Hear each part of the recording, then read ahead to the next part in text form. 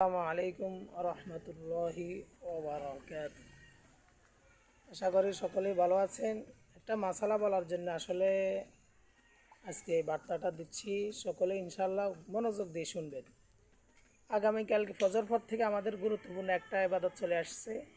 সে ইবাদতের দিনের সে ইবাদতের দিনগুলোর নাম হচ্ছে আইয়ামে তাশরিক।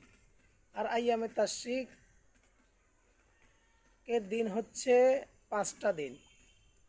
9 তারিখ শুরু করে জিলহজ মাসের 9 তারিখ থেকে 13 তারিখ, এই 5টা দিন অর্থাৎ আগামীকাল বুধবার থেকে শুরু করে বুধবার, বৃহস্পতিবার, শুক্র, শনি, রবিবার আসর পর্যন্ত এই 5টা দিন আমরা এই আইয়ামে তাশরিকের দিন হিসাবে জানি।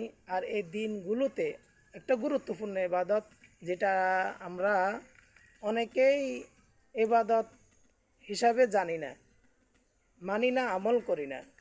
কিন্তু যেই আমলটা একবারই সহজ সহজ আমল, যেটা আমরা সকলে ইচ্ছা করলে সকলেই করতে পারি, সে আমলটা হচ্ছে আল্লাহু আকবার, আল্লাহু আকবার, লা ইলাহা ইল্লাল্লাহু, আল্লাহু আকবার, আল্লাহু আকবার, ওয়ালিল্লাহিল হামদ।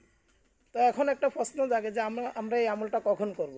এই আমলটা করার সময় হচ্ছে প্রত্যেক ফরজ নামাজের পরে আমরা এই আমলটা কমপক্ষে একবার বলবো, আল্লাহু আকবার, আল্লাহু আকবার, লা ইলাহা ইল্লাল্লাহু, ওয়াল্লাহু আকবার, আল্লাহু আকবার, ওয়ালিল্লাহিল হামদ। তো এই আমলটা কে করবে, কার জন্য এই আমলটা করা ওয়াজিব?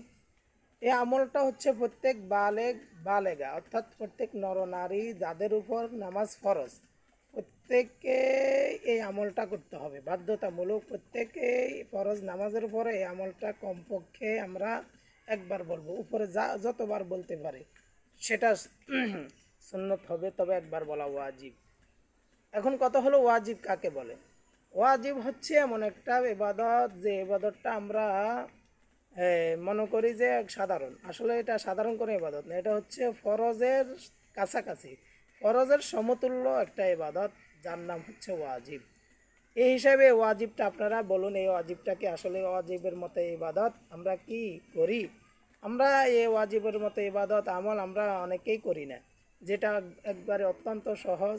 শুধু এই তাকবীরগুলো আমরা প্রত্যেক নামাজের পরে পড়বো, এক কমপক্ষে একবার আল্লাহু আকবার, আল্লাহু আকবার, লা ইলাহা ইল্লাল্লাহু, আল্লাহু আকবার, আল্লাহু আকবার, ওয়ালিল্লাহিল হামদ। এই তাকবীরটা আমরা নিজেরা পড়ব এবং আইয়ামে তাশরিকের দিন তথা আগামীকাল 9 তারিখ